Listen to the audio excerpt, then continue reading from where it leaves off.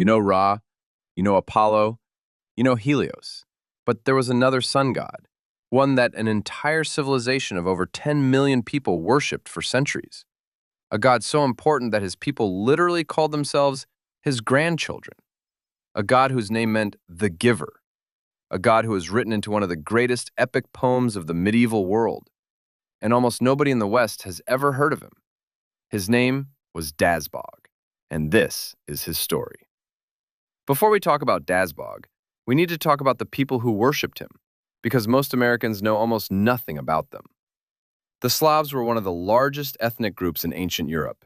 By the early medieval period, they occupied a massive territory stretching from what is now Poland in the west, all the way to the Ural Mountains in the east, and from the Baltic Sea in the north down to the Black Sea in the south. That's an area roughly the size of the entire continental United States. These were not primitive cave dwellers. The Slavs built cities, traded across continents, and developed a rich spiritual tradition that was thousands of years in the making. They farmed, they sailed rivers, they created stunning metalwork and jewelry. They had a complete cosmology, a full explanation of how the universe worked, who created it, and what forces governed it.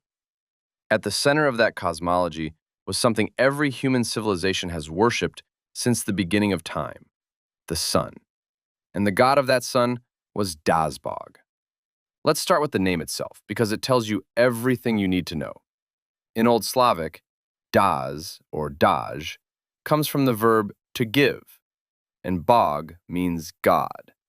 So Dazbog literally translates as the giving god, or God the giver.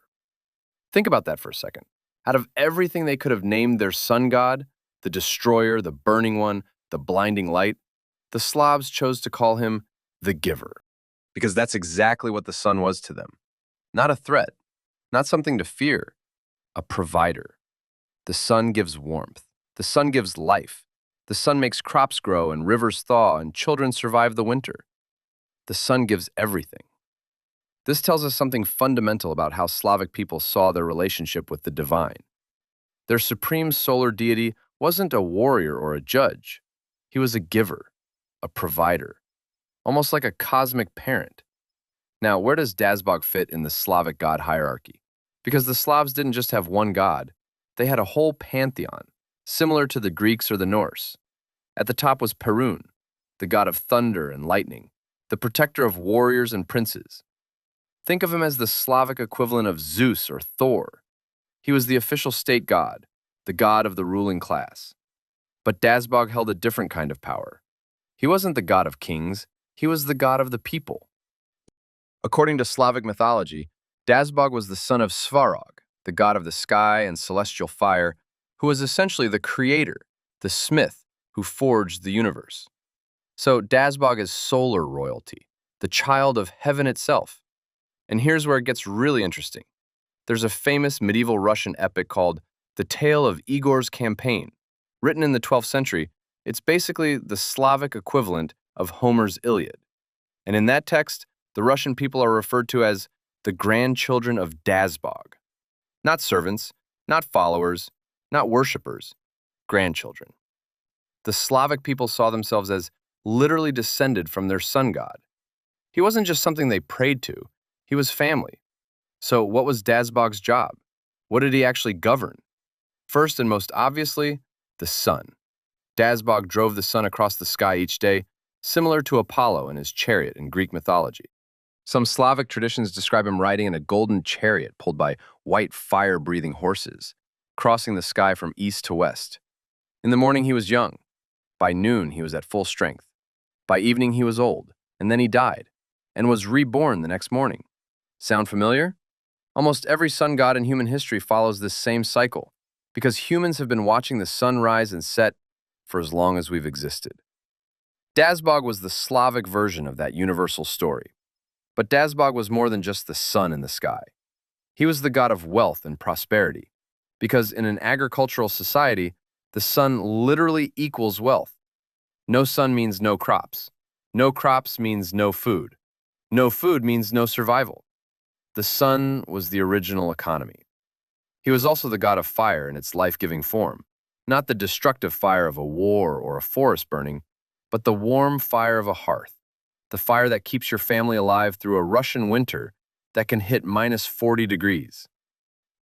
And he was connected to fate and justice. In some traditions, Dazbog was seen as the one who weighs the deeds of men, the sun that sees everything, that hides nothing in shadow. You cannot lie to the sun. It illuminates everything equally.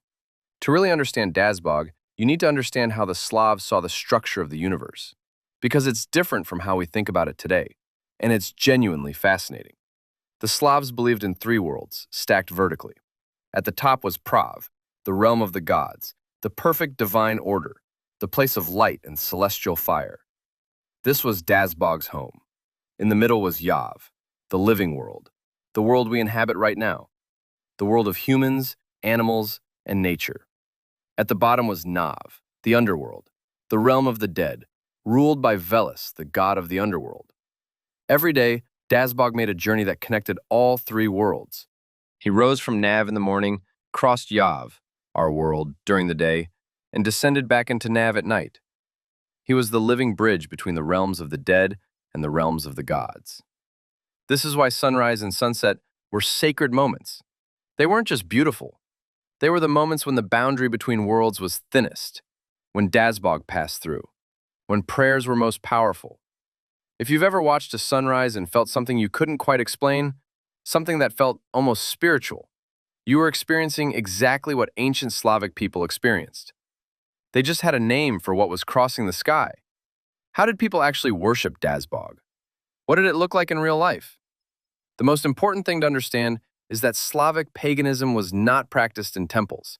It was practiced outdoors, in nature, at specific sacred locations, hilltops, riverbanks, clearings, and forests. The sky was the ceiling. The earth was the floor. The sacred fire was the altar. Fire was central to Dazbog worship. The sacred fire kept burning in the home as a representation of Dazbog's presence. You didn't let it go out. Letting the sacred fire die was a serious spiritual failure, an insult to the god. The summer solstice was the biggest festival of the Slavic year, called Ivan Kupala in its later Christianized form, but the roots go back to the worship of Dazbog. Massive bonfires were lit on hilltops. People jumped over the flames. Young men and women made wreaths of flowers and floated them down rivers. The whole night was a celebration of the sun at its peak power. Offerings to Dazbog included grain, honey, and the first fruits of the harvest, because all of that came from the sun. You were giving back to the giver. And there was another ritual that might surprise you. In some Slavic traditions, every morning a person would face east toward the rising sun and make a small bow. Not a prayer in words, just an acknowledgement, a recognition. The sun is rising again. The giver has returned. We are still his grandchildren. In 988 AD, Prince Vladimir of Kiev made a decision that changed everything. He converted to Christianity and ordered the mass baptism of his people. The great pagan idols that stood on the hills of Kiev, including the idol of Dazbog, were torn down, thrown into the river, and destroyed. Officially, Dazbog was gone. The old gods were forbidden.